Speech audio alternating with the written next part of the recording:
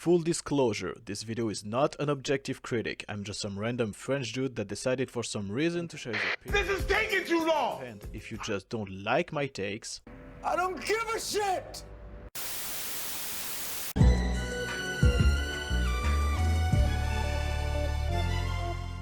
So, in my last video I started by saying that I had watched both Rings of Power and She-Hulk in one weekend, which turned out to be a terrible idea for my mental health. I hurt myself today. Because if the Rings of Power had at least the decency to have two good things for it, the music and the visuals, She-Hulk managed to not have a single quality to even try to redeem itself, and since I forced myself to watch this shit, I might as well make a video out of it to at least try to convince myself it was worth it. So without further introduction, She-Hulk. The show begins with Jennifer Walter telling us that she's a Hulk, then showing us how she became one. She was in a car accident with Bruce, her cousin. They involuntarily exchanged fluids. Not that kind of fluids, you weirdos. And she hulked out instantly. After learning to control her newfound powers with Bruce, she goes back to her life as a lawyer pretending to be just another normal person instead of a superhero. But during a trial, some chick bursts in the room and tries to kill the jury, so Jane hulks out to save them and stop the assailant. She-Hulk becomes a public figure. Unfortunately for Jen, the fact that she saved the jury means that they are biased in her favor, and because of this, the trial is lost, which results in her being fired from a law firm. For the same reason, she can't get hired by anybody until finally a guy offers her a job in his new superhero division to represent everything super in court, which she accepts without asking any questions. There she gets her best friend Nikki hired as a paralegal, and we also meet a guy named Pug who gives her tips for where to poop. A map to the best bathroom for pooping. I'm confused. A first case is the one of Emil Blonsky, aka the Abomination. Since she doesn't have a choice, she takes the case hoping to get him released on parole. But the same day it is made public that the Abomination escaped his cell multiple times to fight Wong in an underground fight club. Wait, what? Yeah, if you have not watched Shang-Chi, you might be confused about this point, but don't worry, it will come in handy later. Apparently Wong kidnapped him to train to become Sorcerer Supreme after Doctor Strange's death in Infinity War. This will come in handy as well. Meanwhile, internet is mad because She-Hulk exists. No, not our world internet, I'm talking about internet in the show. Whatever. Suddenly the show turns into a product placement for Megan what's her name, no one cares, let's move on. Wong admits to have committed crime against humanity, plus of course kidnapping Blonsky, and promised to testify under oath. Thanks to that testimony, Emil Blonsky is released after 17 years of incarceration, which is apparently not well perceived by the public. Oh really? After a short appearance on TV, very short, I mean, have you ever seen an interview on TV? She had like 2 lines. And they are not gonna have an ad break less than a minute after the segment started. Jane is assaulted by some genius who wants her blood but wait for her to turn green before trying to harvest it. Sure. Then Wong asks legal help for Jane because some magician uses Kamartage's teaching to put on a show with portals. And instead of just doing the very logical thing, which would be to go to him, kick his ass and take his ring, rendering him unable to do real magic, Wong tries to sue the magician to force him to stop. Also he gives her his card, which is just a card with his name on it. Meanwhile, Jane is creating a dating profile, but since she doesn't really have much success for about a day, she creates a new one as She-Hulk, which works better. She goes to at least 4 dates in the same night at the same bar. The first one is really freaking hot and asks if she wants to share some fries, so of course she offers to fuck him instead. But before that, she needs to help Wong stop a demon invasion because Johnny Blaze! Screwed up again. After that, she finally gets the long-awaited dick from the guy that she met 30 minutes ago. But the next morning, this hot guy without a name is surprised to see Jen and not She-Hulk, so he bounces off. Out of nowhere, the bitch who attacked the jury in episode 1, Titania, is back and suing Jen for the name She-Hulk, because for some reason trademarking the name of an official superhero is something that is possible. What? On the side, Nikki is trying to find someone to make clothes for She-Hulk because I'm guessing a regular tailor is just not an option. They ate my tailor! And she finds a guy who's like a superhero tailor. In trial, Jane wins the legal right to the name She-Hulk because she used the name on her dating profile, proving that she referred to herself as She-Hulk before it became a successful product. Whatever, let's move on. After some good old man-hating in a bar, Jen gets a suit from Luke the tailor and we discover that he made an ugly-ass Daredevil helmet. She then is invited to a wedding where she's told to not be She-Hulk because duh, who would want a green 7 feet tall chick to take away all the attention at their weddings? But then Titania arrives at the wedding because she was invited as well. What a coincidence. The two of them fight, Titania loses some teeth and Jen gets some Filipino takeout. At the same time, Jen's co-worker is working on the case of Mr. Immortal who faked his death multiple times to end marriage instead of just breaking up. Boring and useless, so let's just forget about it. The only thing noticeable about this side story is that for some reason one of the ex-wives receives a sincere apology with eye contact lasting 15 seconds and she's as happy as the one receiving gold bars and Apple shares. No wonder he wanted to go away from this one. By accident, Nikki discovers that there is a website called Intelligentsia, which is basically Reddit, with an entire subsection dedicated to haters of She-Hulk, with people asking for dirt, death threats, these kind of things. Then Jen has multiple dates with Josh, the Filipino takeout. Then she bones him and he disappears, completely ghosting her. Meanwhile, Jen got nominated for a Female Lawyer of the Year award, because apparently those are a thing. 3 days later, Blonsky's inhibitor is not working correctly, so Jane goes to check on him and spends the day doing nothing and gossiping about Josh to, I don't know, a group of gay cliché. Oh, and also there is this guy who was the leader of the geniuses who tried to get her blood by patiently waiting for her to turn green instead of stabbing her while she's human. Then we discover that Josh was evil and slept with Jen to get her blood and a picture of her asleep for some guy called Hulk King. New case for Jen, a vigilante called Leapfrog who burned his leg with his leg jetpack and asked for compensation from Luke, the tailor. So the case begins and Luke is represented by... I'm here. Oh fuck no, fuck this, no, I'm out. No! No! Do not ruin Matt Murdock, you fucking... Morons! Okay, let's try it. I'm sure it won't be terrible. So, Luke is represented by Matt Murdock, aka Daredevil. In 2 minutes, not only does he completely ridiculize Jen, but he also makes the Frogman admit he used the wrong type of fuel, which makes him 100% responsible for the damages. So the case is dismissed. Afterward, Jen and Matt go to have a drink. Maybe an hour later, once Jen is back home, she's called by Leapfrog who's being attacked and needs some help. So she goes and turns out her client is attacked by Daredevil in an ugly-ass suit, what the fuck? They fight, Jane discovers that Matt is Daredevil, he explains that Leapfrog kidnapped Luke, they team up, Jane is totally starving for some devil tail. The Devil's Tango. This guy's really kind of doing it for me. They save Luke and Leapfrog ends up arrested. And of course they finish the night by fucking because Jen is a total hoe. Oh, and also Daredevil does the walk of shame because fuck you.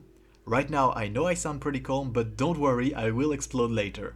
Then comes the gala with the award for Best Female Lawyer, which Jen wins, but also every other contestant apparently, so what's even the point of the award? By the way, explain to me how does Jen even enter the race since she lost 3 cases out of 4, was in trial for her own name, and got fired and blacklisted by pretty much every law firm in town? To be fair, Caitlyn Jenner was nominated Woman of the Year her first year as a woman, so... My people tell me, sir, that's politically incorrect to say. I said, that's okay, I'll say it anyway, if you don't mind. Anyway, when she's about to give a speech, Intelligentsia interrupts her and shows a sex tape of her with, I'm guessing, Josh. So she's mad, destroys the screen, everybody runs away, and then she's arrested. So now she's fired again and forbidden from turning green. Since she's broke instantly, apparently she goes back to live with her parents and then decide to go to Blonsky's place because whatever, there is no real reason, we just needed her there for the finale. Meanwhile, Nikki uploads a video of Jen in college dancing to get approved on the Intelligentsia thing to discover who they are and get invited to a reunion. There we discover that Todd, yeah, I haven't really mentioned him, but that's the weirdo who tried to fuck Jen for half the season. Todd is the leader of Intelligentsia. Also, the Abomination is here, so what a coincidence, the Intelligentsia reunion is right where Jen is. So, Jen enters the reunion and turns out Todd wanted some blood to get him some Hulk power. He becomes a Hulk, then Titania arrives and Bruce, and suddenly Jen completely stops everything, nuking the fourth wall and going to complain about this ending not making any sense directly to the screenwriters. They tell her to go complain to Kevin. She goes there. Kevin is an IA which makes near perfect product. Jen tells him his ending is shit, that the MCU is repetitive, so the story changes and Daredevil needs to be back because A woman has needs. so yeah, Titania is there, but it's okay. Todd is arrested, Blonsky goes back to prison, Jane is fine even though she transformed into She-Hulk, which should send her in jail, and Matt Murdock is here because Jen can't spend 2 days without dicks. They both go eat at her parents' place and Hulk arrives with a grown-up green son because fuck you. So, give me a second. Okay, I can go for a while now. How terrible was this show? It took me 10 minutes to sum up the season and I'm not sure you've realized, but between the beginning of the first episode and the end of the last, nothing happened!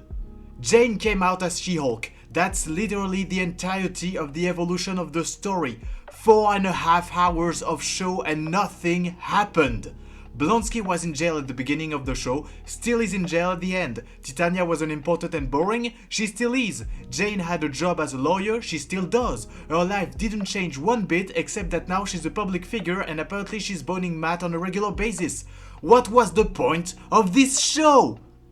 But it's an origin story, it's not meant to have a lot of development, but instead set the basis for the future adventure of the character. Fuck you! Take Iron Man, 2 hours, less than half of the time. It set the basis for the future adventures, yes, but it doesn't stop there. It also makes the character evolve, grow, his environment changes. The Tony Stark from the beginning is nothing like the Tony Stark at the end. Not only does he completely build his superhero persona, but he also defeats a supervillain who was also a weight on his company, Obadiah. He also decides to change his entire life by stopping the production of weapons of Stark Industry, doing so completely shifting his view on the world, and of course becoming Iron Man officially at the end of the movie to announce that the story is just beginning. I am Iron Man. I took the example of Iron Man, but you can verify it's the same with the rest of the Avengers. Jen at the beginning is She-Hulk, so the show is not about her becoming it. She already controls her power to perfection, so it's not about evolution. There is barely 10 minutes about insecurities that Jen feels about her green self being so much better and more appreciated, so it's not about self-acceptance. She is basically beloved by everyone except those evil men that will not change anyway because men bad. So it's not about proving your value to the world through your actions and overcoming the idea that you're a monster either. I know I'm repeating myself, but what was the point of this show? Actually, the answer to that question will be answered further down the line. But first, let's stay calm and talk about some of the biggest problems of She-Hulk. The first one, from which most other problems are coming from,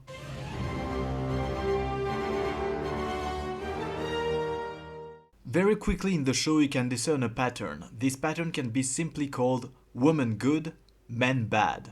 And by very quickly I mean literally in the first minute of the show. Every male character are going to be stupid, evil or betray Jen in one way or another, while almost every female character is smart, kind or at least an overall good person. Want some example? Sure, let's do it. This guy is a stupid asshole who tries to control Jen's speech and is convinced he is a New York 10 and an LA 11. These guys are pushy toward a clearly not interested woman. This guy fires Jen for saving people. These guys refuse to hire her for the same reason. This guy manipulates Jen to force her to work as She-Hulk. Bruce is too controlling and even petty when Jen is doing great. This guy is an ass. This guy is an ass. This guy is stupid and an ass. This guy is hot, but an ass who publicly humiliates Jen by saying She-Hulk is better than her. No. She's, not really my type. But She-Hulk, She-Hulk's incredible. She's amazing. Pug is weird and a little stupid, and his name is Pug. Pug! And so on with, of course, all these guys who are all obviously Assholes! men bad. On the other hand, these are supportive even without knowing her. Nikki is smart, cunning and faithful. This chick is smart and successful. Madison with 2 N's, 1 Y, but it's not where you think. is friendly and funny. And I'm using quotation mark here because she's supposed to be funny, and in a reality in which the screenwriters would have any talent, she probably would be. And of course, Jen, being the main character, is depicted as basically a feminist ideal incarnated.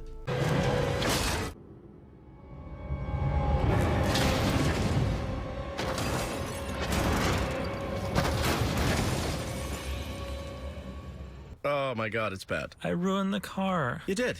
You really did. Woman, good. There are only 2 exceptions to this pattern on the male side and 1 on the female side. First exception is Jen's dad, who is supportive for the 45 seconds of screen time and the 3 lines that he have in the show. If the show respected the comics, he should be dead, but hey, at least there is that. Second is Titania, She-Hulk's nemesis, the most commonly known She-Hulk antagonist. So of course she has to be at least an enemy, so she can't be good. She's a bitch, she's petty, she's obsessed by Jen and wants to ruin her life because Jen one-punched her. Overall, even if she's a successful businesswoman, she's not a positive character. Also, she's an influencer with powers, because that's apparently a thing. By the way, like, comment, share and subscribe, haha! I'm an influencer. And finally, the third exception. Ready for it? Matt Murdock. Matt is actually fairly depicted in his episode. Could that be because that's the only episode that is wrote by a man and not this bitch Jessica Gao? Who knows?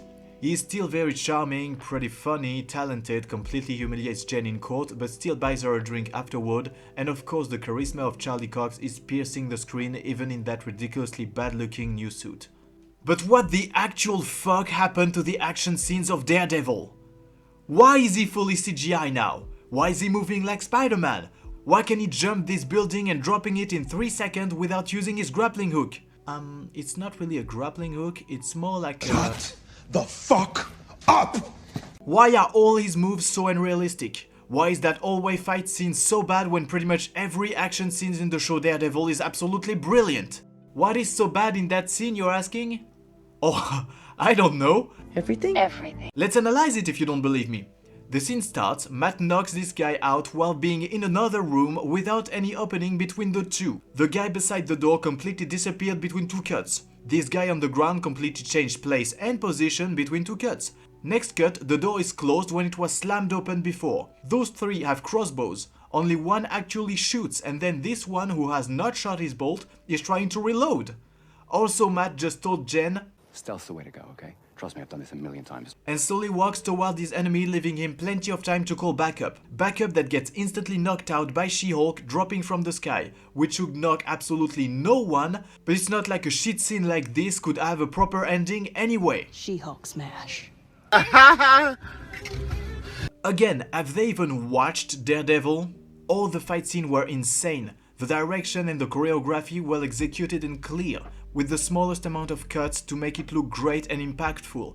This scene shocked absolutely every single person who saw it because it's straight out insane to have a fight scene like that lasting 5 entire minutes without any cuts. In season 2 there was the staircase fight which had 2 maybe 3 cuts that were hidden by the direction, and in season 3 there was the prison escape scene.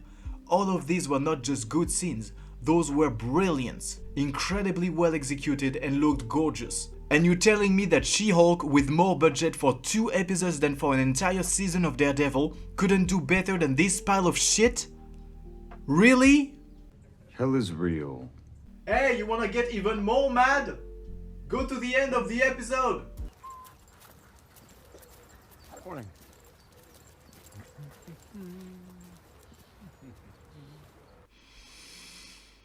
Putain de fils de... Nom de Dieu, de putain de bordel de merde, de saloperie, de connard, d'enculé de ta mère, Lucis.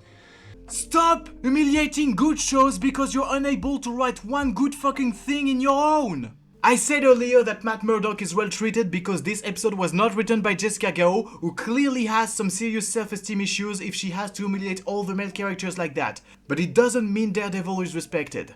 Of course the fight scenes are shit, but even outside of these, he is ridiculized. First, of course, the fact that his cool-ass suit turned into an ugly Halloween costume. Then the fact that he can't get rid of a few goons without the help of this bitch. The fact that he barely meets Jen, that his secret identity is revealed. And finally, this! So, are you like a superhero? Like the gold devil? I'm Daredevil. Well, it is very daring to use ketchup and mustard as your color scheme.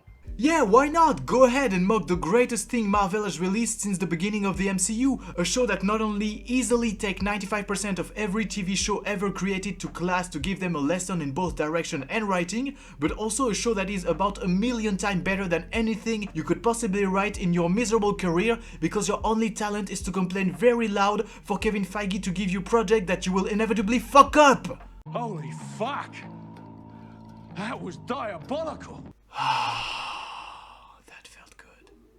To come back to the original subject, Jessica Gao clearly has a problem with men in general which directly impact the writing of her story. She's writing the story of She-Hulk, a strong female character, but as it is very often the case, the only way she thinks she can write a strong female character is by crushing male characters under her, making them look weak or incompetent compared to her, even if they're supposed to be stronger or more able than her.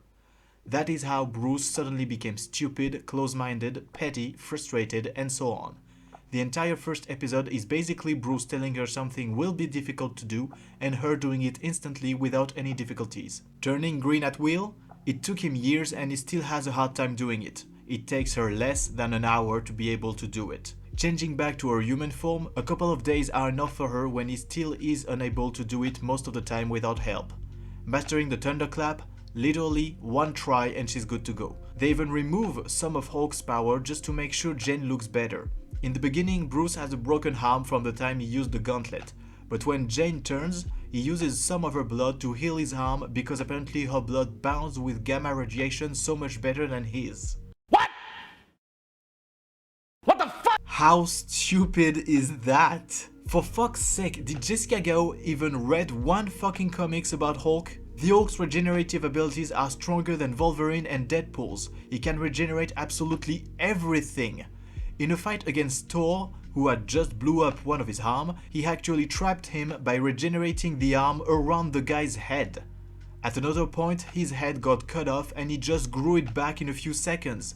His body barely had time to fall on the ground. At another point, his body was chopped to pieces and stored in a jar by a mad scientist, and he was still alive inside the jars, even giving the finger to the scientist when he mocked him.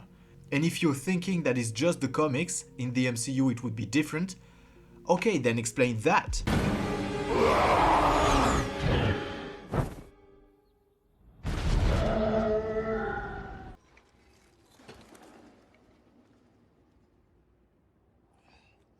Or that.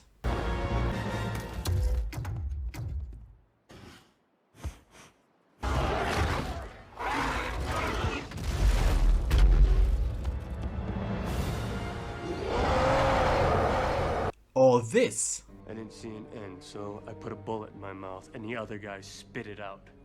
He does not need anything to help him heal from a wound, even one inflicted to him by the Infinity Gauntlet. But no, the writers wanted an explanation for why Jen is so much better at being a Hulk than the actual Hulk, so they came up with that stupid idea of blood absorbing gamma radiation better. You want to know what's even more terrible about this excuse?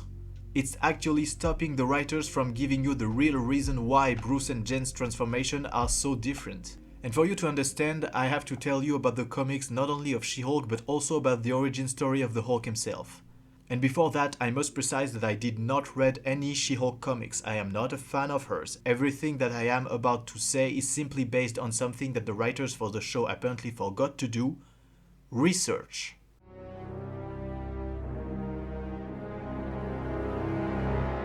Everybody knows that Bruce Banner and the Hulk are two faces of the same coin, but if you have not read the comics, you might not know that the personality of the Hulk is not coming from nowhere.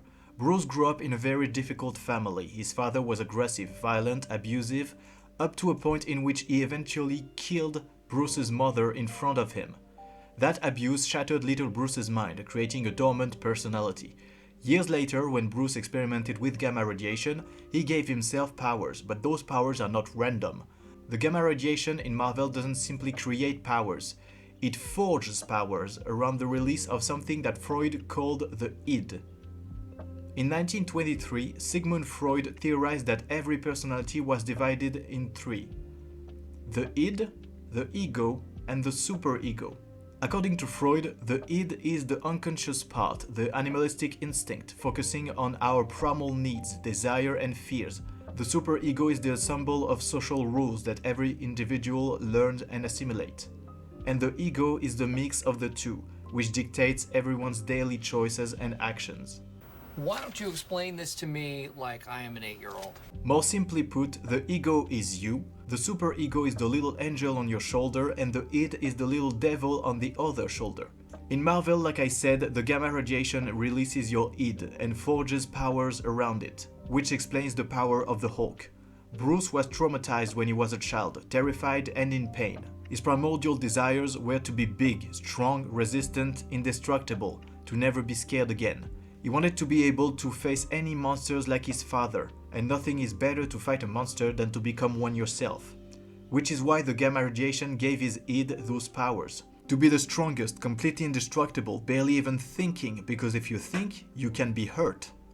That is the reason why Bruce and the Hulk are two different people with two different personalities. Now that you know about the id and everything, what is the meaning behind Jane's transformation?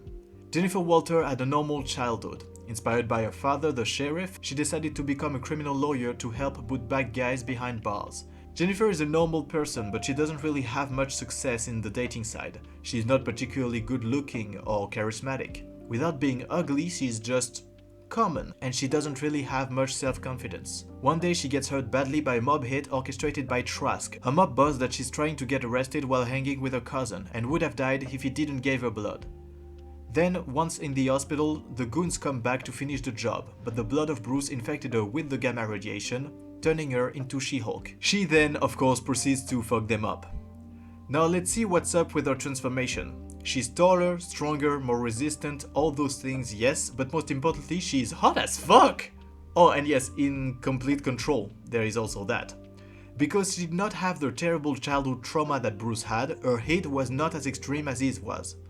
Which explains why her transformation is not as different and out of proportion.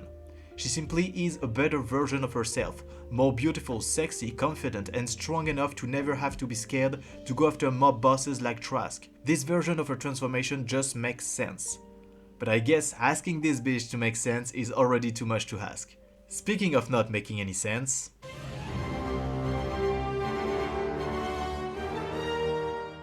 As you may recall, the MCU is an interconnected universe with each story happening in the same reality than the others, except when it's canonically happening in an alternative universe, of course.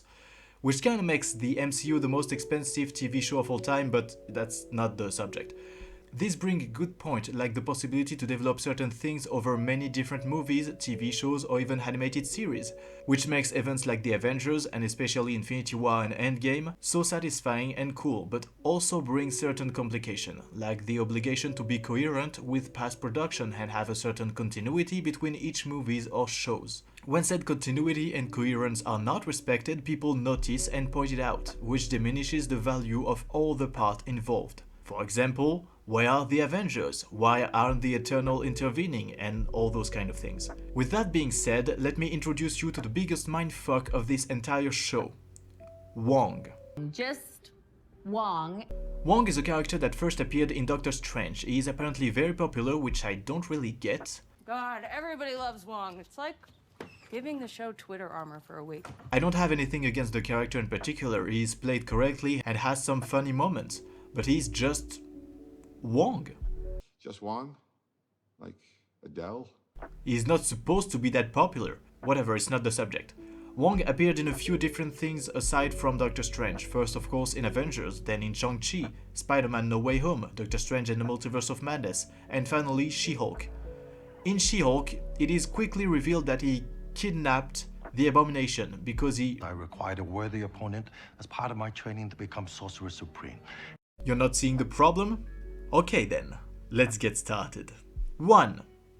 No one realized that Blonsky had escaped his cell to go fight Wong multiple times before the footage of the fight in Macau was leaked, which means there is no security camera in Blonsky's cell, even if Jane calls it a insanely high security prison.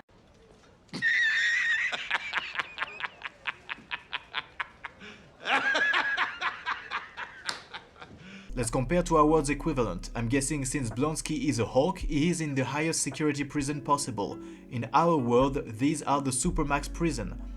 In there, only the most violent and threatening for society criminals are incarcerated, and they are confined to their individual cells 23 hours a day minimum, and are under very strict monitoring, meaning under surveillance for most of that time. But Blonsky, the Abomination, can just disappear from his cell for hours and no one notices? 2. Wong took the Abomination to train in order to become Sorcerer Supreme. I don't think that's how that works. Strange didn't have to train with a worthy opponent to become Sorcerer Supreme, he was just the most qualified applicant for the job. And since he was gone, the next in line was Wong, he didn't need to train. 3. Why does he choose to fight the Abomination out of all the worthy opponent he could find? He has an entire universe to find worthy opponent, yet he chooses the evil Hulk that is locked up in a cage and supposed to be guarded 24/7? 4. Why does he fight him in an underground fight club? Go in a forest, a desert, in Antarctica, or on another planet. Or you know what, even better, in your fucking mirror dimension where you could fight without destroying anything and without any witnesses. 5. Listen to this. Maybe you'll start controlling those punches like we practiced. Is there any way to interpret this other than the fact that this entire fight is pretty much just wrestling? It's clearly just for show, they're not actually trying to fuck each other up. It's still real to me, damn it! Otherwise Wong wouldn't complain that the Abomination is punching too hard. That hurt, Emil. 6. Wong wants Blonsky to be released and not punished for his decision to make him escape. So he offers to send him to the Shadow Dimension. We'll send him to the mirror dimension. I don't know what that is, but no. Shadow dimension? Okay, you must be stupid at that point. How is it better to be in the Shadow Dimension by yourself outside of time than in jail with food, a bed and TV? No thank you! By the way, it sounded weird, so I checked, and the Shadow Dimension is not really a thing in Marvel. I mean, it does exist, but it is barely mentioned in a couple of comics as the home of the Shadow Monsters and where was created the Necrosword. But aside from that, we don't really know what it is. I'm guessing Wong was talking about the Dark Dimension that we see in Doctor Strange, where lives Dormammu. Or maybe the Shadow Realm that we see in Thor Love and Thunder. But since Jessica Gao doesn't know a single shit about what she's talking about, she just either fucked up the dialogues or straight out created an entire new dimension in the MCU. Congratulations. 7. Wong is already the Sorcerer Supreme. Have you forgotten No Way Home? Wait, I thought you were the Sorcerer Supreme. No, he got it on a technicality because I blipped for 5 years. Oh. Wong became Sorcerer Supreme because Strange was snapped for 5 years. I'm not calling it blipped, it's stupid. So why does he have to train to become Sorcerer Supreme if he already is Sorcerer Supreme? And no, it's not just Strange downplaying it in No Way Home, otherwise Wong would correct it in front of Peter since he really seems like he took pride in his victory against the Abomination in Macau. Also, the previous and way more powerful Sorcerer Supreme comes back to life after he sacrificed himself to save the universe, and he doesn't get the title back? What? So let me sum up this point. The reason why Blonsky's case in She-Hulk is so difficult is because Wong did something in Shang-Chi that he pretended was necessary, even if according to every data that we have from Doctor Strange and Spider-Man No Way Home, was not only stupid but also very unnecessary. Why are you the way that you are? I hate so much about the things that you choose to be. Continuity! Wait, now that I'm thinking about this, even my version of the event doesn't make sense. Because if Wong kidnapped the Abomination to train to become Sorcerer Supreme in Shang-Chi, happening months after Endgame, so after Strange returned, that means Wong was not Sorcerer Supreme when Strange returned. So why didn't Strange just keep the title? And why does Wong suddenly think he can become it? That also means for 5 years there was no Sorcerer Supreme to protect Earth. Well, guess we're just lucky that no one attacked during this period, huh? And if Wong became some kind of a regent for 5 years, training to become Sorcerer Supreme, and that fight with the Abomination was the end of it, how come Strange didn't have to do any of it to become Sorcerer Supreme back at the end of the first movie? And how come Wong's regents didn't end once the true Sorcerer Supreme came back? How are you contradicting yourself so much? And if you're thinking that I'm focusing too much on these details since the show is about She-Hulk, not Wong, I must remind you that if it's important, it's because all those incoherences are what is driving the plot in this show. It is why Blonsky's parole is in jeopardy. It is why Wong come to testify. It also is the reason why Wong basically admits to a federal crime and also admits to Jen to have committed a crime against humanity. I know what you're thinking, Miss Walters. And I'm not erasing everyone's memories, not again. That's not what I was thinking. That it's highly unethical. Yeah, it's also very messy, believe me. Right to jail. Which brings even more problem, since after that testimony Wong is supposed to be considered a criminal on the run. Yet he can just come in a tribunal and press charges against Johnny Blaze's. Also Wong, who is all about the rules as established in Doctor Strange, unless facing world-endangering threats. Breaking the laws of nature, I know. Well, don't stop now. Is fine with not only helping a mass murderer escape and giving him shelter, but also living after confessing to a crime without paying for that action. You realize that you've just admitted to facilitating a prisoner escape, which is a crime. I must depart.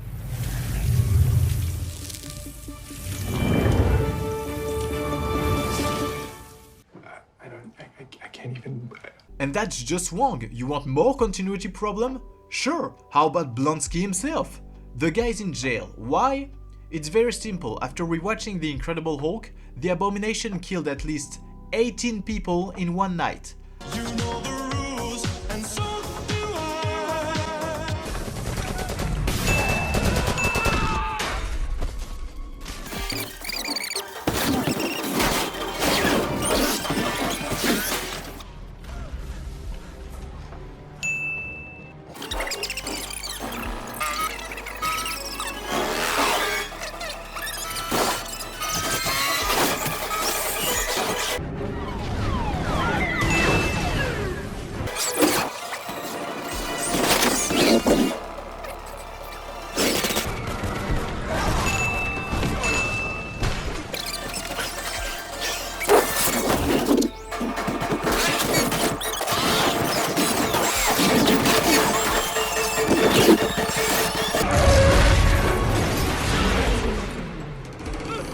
Give me a real fight.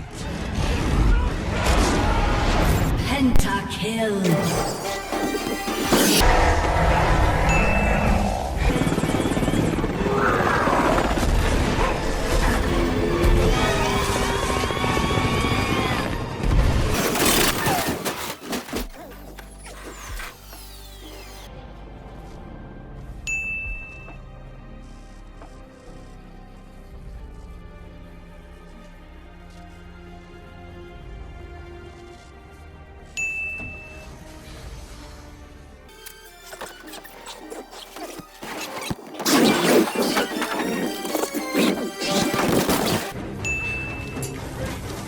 Well, perfect score.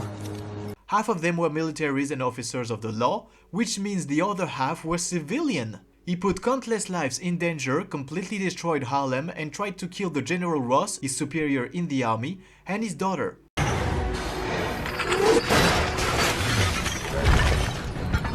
Any last words? Well, it's still less deadly than a BLM peaceful protest, I guess. Yet the guy is eligible for parole after 17 years? What? In front of Jen, he even pretends he was just doing his job because the Hulk was a target that he was ordered to eliminate, and she believes him, completely forgetting that he killed soldiers and tried to kill his superior. Speaking of Jen, she's an experienced criminal lawyer, yet she doesn't understand that criminals will lie. And she just believes Blonsky. And she doesn't ask any question to Leapfrog to find out if he fucked up while using his suit. Also, she's a lawyer and doesn't understand that getting fired for saving people is very easily ground for wrongful termination, meaning she could sue her ex-boss into oblivion, especially considering that there should be No ground whatsoever to have that trial dismissed without having a retrial with a new jury if you think this one is biased. Meaning this trial could not possibly be lost because of Jen's action. So even the events that set her entire career's shift is incoherent. Outside of her job now, how does her power even work? Bruce explained that Jen and She-Hulk have two different metabolism, which explained why She-Hulk is pretty much indestructible even if Jen can get crushed super easily. Now question. How the fuck does Jen take a punch from Titania that sent her flying 20 meters away and is just fine? This bitch goes through walls, but you frail human can just take it? Continuity! Also, Titania can take full punches in the face without a scratch, but she falls on the ground face first and her veneers are completely fucked? My mouth tastes like teeth.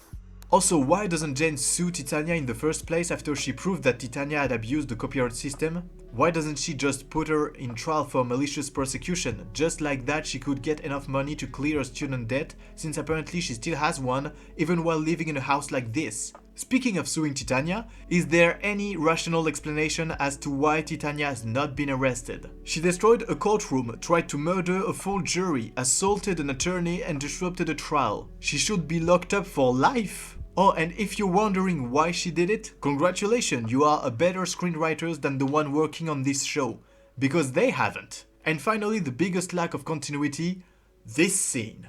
I'm great at controlling my anger. I do it all the time. When I'm catcalled in the street, when incompetent men explain my own area of expertise to me, I do it pretty much every day, because if I don't, I will get called emotional or difficult, or I might just literally get murdered. So I'm an expert at controlling my anger because I do it infinitely more than you.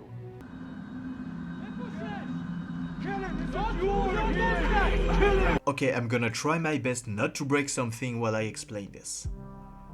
Jen explained that she's great at controlling her anger because sometimes she's complimented by hound dogs in the street and other times she gets explained by men some shit that she already knows. And mansplaining is a bad thing, Tick. But I'm a man. Explaining. Is that not mansplaining? Perhaps you could womansplain it to me. And she pretends that because of that, she controls her anger a lot more than Bruce. Bruce? Your cousin Bruce. The guy who saw his mother die by the hand of his father when he was a child, who was experimented on, who has a second personality constantly fighting with him to take control of their bodies, and who managed to lock him in his own mind for years while fighting on another planet as a slave, who was and still is partially seen as a monster by the entire world, who saw his friend die, who fought multiple wars and had to protect the world from aliens, who saw literally half of life in the universe disappear because he couldn't beat a purple guy, who had to give up on having a life with Arwen, and that alone is a tragedy for any man, because of his powers, who had the love of his life sacrificed, who knows he can never truly have a family of his own since he cannot have children, who almost killed his best friend at one point, best friend that will eventually die because Bruce wasn't strong enough to do what he needed to do, and you dare telling him that you have to deal with more shit that pisses you off than him? Women, know your limits. And yes, it is a continuity problem, since those two are very close cousins, meaning they speak regularly, they have a real family relationship, so obviously Jen knows all those things about Bruce. Yet she goes and tells him he can't understand how hard life is for her? I could legit spend the next hour detailing every incoherence, stupid ideas and lack of continuity, but honestly I don't think I would survive it, since after all this I already want to drown myself in whiskey. So instead, I'm gonna reach my final point. 30 minutes ago I asked what was the point of this show, and I still haven't really answered this question. Yeah, I know, my process is slow. We get there when we get there! And to answer that, a few things need to be addressed. First, the audience. Who is the show made for? In general, when you can't answer this question, it already is bad news for the quality of your product. Then you need to ask, do I have the means to accomplish what I set myself to do? Again, depending on the answer, you can usually predict the quality of the product. Finally, you need to ask yourself what are your objectives with this show. Now let's see what the answers to those questions are. Who is the show made for? Basically, no one. It is not made for the MCU fans, since it's taking a big dump on the MCU, then perhaps the fans of the comics She-Hulk. Absolutely not, since they completely changed the character to become almost the exact opposite of her. Then it's to attract new fans? Still no, since the show is a giant clusterfuck and not at all representative of what the MCU is. I'm not saying the MCU is amazing, but compared to this show, even the worst MCU product is a masterpiece. Wait, you know what? This is too specific. Let me be more general. Is the show for adults? Nope. Too stupid, cheap and childish to be an adult show. Okay, then is it for teenagers? Nope. Too boring for teenagers. Okay, then by deduction it can only be for kids. Yeah? But no. Too messy, with entire episodes based on terrible representation of law and judiciary system for kids to understand, and most importantly, even if the director of the show really likes to pretend it's fine, the show is way too sexual to be aimed at kids. This is a segment from it. She-Hulk is easily one of the horniest shows currently streaming on Disney+. What? Anytime you try to criticize anything for Disney, they scream at the top of their lungs, it's for kids. Now, as an adult, I don't think horniest and kids should be in the same paragraph or sentence or all of the above. Either that or Disney just admitted to being groomers and trying their best to normalize children's sexuality. Which public school is already kinda doing anyway, so... Why would you say something so controversial yet so brave? But when kids are involved, like I always say, that is where you draw the line in the sand. So basically, the show is not made for anyone. Or more specifically, it is made for one single person on the planet. The writer of the show, Jessica Gao herself. If you're not aware, Jessica Gao has been rejected for years by Disney and Kevin Feige. Joining the MCU has been a very long time dream of mine. I've been trying for years to get my foot in through this door. I mean, I've had to threaten to burn the studio to the ground just to get to this point. And when Shang-Chi became a thing, she complained once more that Kevin Feige didn't give her the project. I just put it in there. What's the worst that could happen? I don't get the job. Look, I have not gotten the job so many times at Marvel. Like, it was old hat to me. I had no more fear. I was like Daredevil, I was the woman with no fear now. What was her credential to be part of Shang-Chi? Very simple. She's Asian. That's literally the only reason why she thinks she deserved to be on Shang-Chi. But whatever, she was complaining, so Kevin decided to give her a carrot to shut her up. He gave her She-Hulk, and she was happy. She finally was able to work for the MCU, and it was on something different, a legal comedy made into a show, very original. The only problem was that, according to her own words, no one in her team knew how to write a legal show. And from seeing it ourselves, we can also conclude that no one knew how to write comedy either. Oh, wait.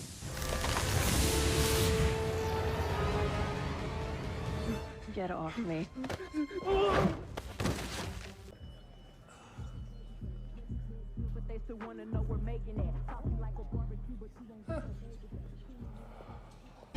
See. No, I'm doing this. Okay, this is completely new territory. Comedy. So yeah, the target audience is really one person, Jessica herself. Second question, do I have the means to do it? If you've seen the show or paid attention to what you were looking at during this video, you might have realized something. This show is ugly. And more specifically, She-Hulk herself is ugly. The CGI is most of the time barely decent, and every episode it gets worse. The worst thing when a character is computer generated is for it to feel fake, because then you can't possibly be invested in its adventure. That was the biggest problem of The Lion King with realistic talking animals. You didn't see talking animals. You saw realistic animals doing weird faces while voice actors were reading lines. The feeling is completely different. And here it really is fascinating to see how the show manages to have a less good looking She-Hulk than the 2008 Hulk movie, which had less than half your budget. Again, in the same show you have the Hulk, which looks realistic since the Avengers Hulk has been looking great, but suddenly you have She-Hulk, who looks like trash in her own show. Another problem with the budget, this show is about She-Hulk. Okay, no problem. But you do realize that She-Hulk is a character that is over 95% of the time big and green, right? In the comics, she basically never turns back to Jen, except for very specific and rare situations. But in the show, At least 70% of the time it's Jen, not She-Hulk, because having her in green would be too expensive. Which is why even though she's supposed to work as a lawyer while maintaining a Hulk form as commanded by her boss, she barely does it half of the time. But you must first transform back to Jennifer. Why? You are very expensive. Oh, sure. But wait until the camera is off you. The visual effects team has moved on to another project. Okay. There, do it now. Better? Thank you. Comedy. So obviously no, they didn't have the means to do a She-Hulk show. Third and final question, what is your objective with this show? And to that, Jessica Gao and her team actually have a very surprising answer. The objective, are you ready? Was to own the fans. I'm sorry, what? I shit you not. The entire objective of the show is to troll the haters, to own the toxic fandom, to mock the fans. In an interview from Variety, people working on the show were asked a few questions about different aspects of the show. And here are the answers. In addition to breaking the fourth wall, the finale tackles some of the exact same trolling comments that Marvel fans has been making. How did it feel to watch that happen as the show aired, knowing how the finale would turn out? Jessica Gao is a genius and knows about the culture we're living in and her position in it when she's writing these stories about a woman superhero. She knows what the response is going to be. As a cast, it was delightful sending each other these troll responses. Like, oh my god, give them a week and then they're going to literally see this pop up verbatim in the show and become the villain of the show. It was thrilling. Were you expecting to face the trolls when you signed on for the show? Reading the script, it was so true. There's so much resistance to a woman just existing in that space of superheroes. There's always going to be that. I sort of anticipated it, it's why I also feel it's important. There is such an entitlement to space held by certain people, and to even exist as She-Hulk is like a fuck you, and I love that. Did Marvel give you any suggestions for the hate comments they get online? How did it feel to accurately predict what the trolls would be saying? Our writer's room opened 3 years ago. The fact that they were able to predict what the reaction was going to be, what a lot of the trolling comments were going to be, really show how very tired and unoriginal these trolls are. That really tickled me, because the little troll that lives inside of me really loves trolling the trolls. Did you have to dig deep for all the Marvel criticism, or just scroll through Twitter? One thing I noticed is that at the beginning of the series I was getting a lot of nasty mean comments. As it's gone forward, that has stopped. I think it's because now they realized when they target us, they're playing directly into our hands. And we called it, which is super gratifying. It's so satisfying, even negative commentary, I always interpret as engagement. If people are that angry, they are paying attention. I look at all of it as positive. Fuck, I hate myself for doing this. So let me get this straight. Those people, and more specifically Jessica Gao, the head writer of the entire thing, thought that people were going to say her show was shit. So instead of proving them wrong by creating a great show, or at least try her best and take pride in her work, she went the opposite way and actively took all the decision possible to make the fans react the way she thought they would react. Not a great plan. She actively made the show bad to have fans be mad at her and the show, so that she could say, hey, see, I told you that would happen. She actively made a terrible show, and then explains that if the show is bad, it's because of sexism. You wasted money, time, and an amazing Marvel character just to write a show about trolls. Because somewhere along the line, your feelings got hurt on Twitter or wherever, and you decided to fight back by using She-Hulk to own the trolls. I got news for you. That ain't an own. You didn't own anything. The entire thing was intended. This She-Hulk show is exactly what it was supposed to be. Since the very beginning, Jessica Gao had only one objective: not to make a good show, not to tell a compelling story, not to honor a great character or bring her contribution to the greater story that is the MCU. No! Her only objective was to make people mad. She waited and begged for years to get a position at Disney Marvel, and once she got it, she used it to piss people off by making the worst possible product, even if that meant the end of her career. She found the perfect cheat code. You can't feel bad about being the worst at your job if you're doing it on purpose. Who are you? A creamy bitch is what she is. It explains everything. It explains absolutely everything. Why is the story boring? Why is the main character so hateful? Why does the show looks like shit? Why does it make the entire MCU incoherent? Why can't the cast just go on a rant on Twitter about not caring about the quality of the show? Why does the show call out YouTubers like Doomcock and The Quartering as bad guys of her show? Why do you take every single bad decision? Because all those decisions are the right ones if your objective is to make the worst possible product.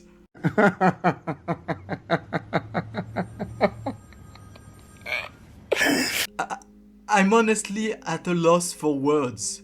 I truly don't know what to say. Except, she won, I guess?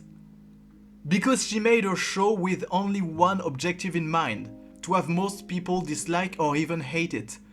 And she completely succeeded in doing just that. The show was a disaster, both in terms of rating and viewing.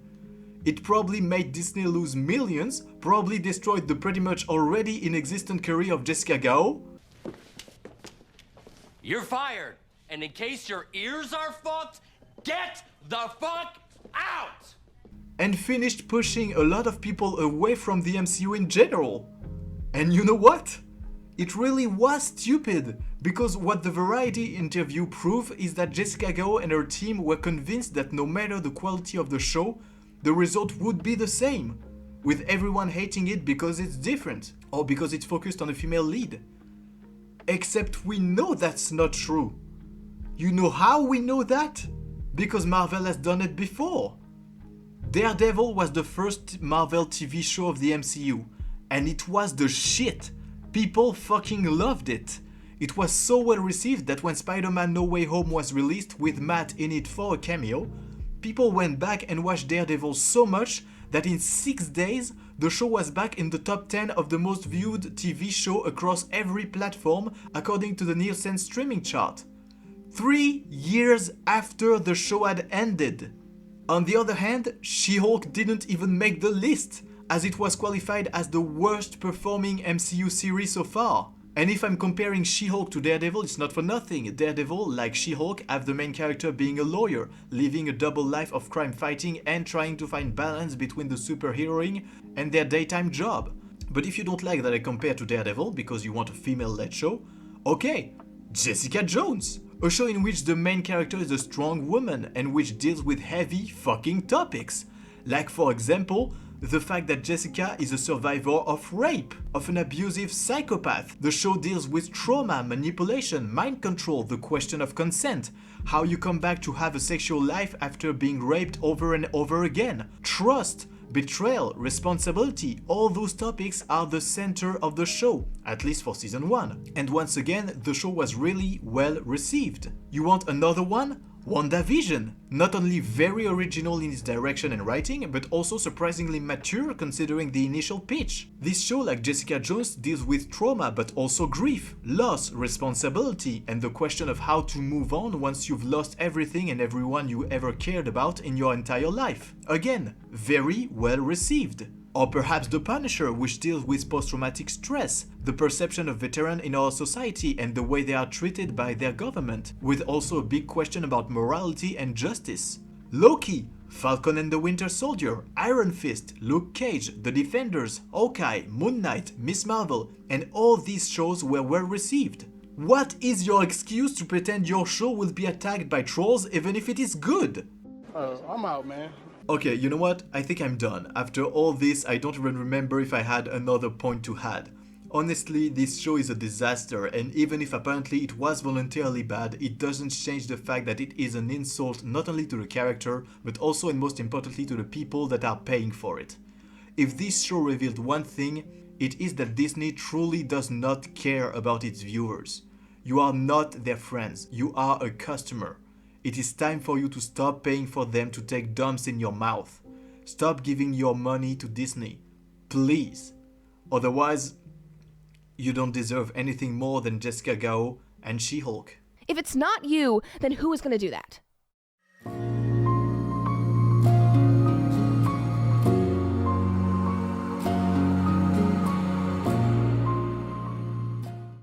The first one from which any monsters like shit. But he also defeats not only a supervillain, but also gets rid of a... J'aime pas cette phrase. In dating... Is there any rational explanation as to why... Oh, fuck me. She destroyed a courtroom. Oh, fuck. She destroyed a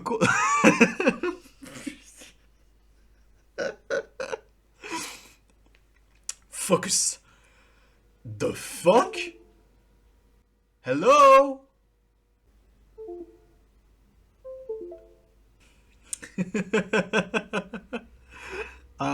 Okay. I don't know what's going on right now, but it's very unpleasant. Sorry.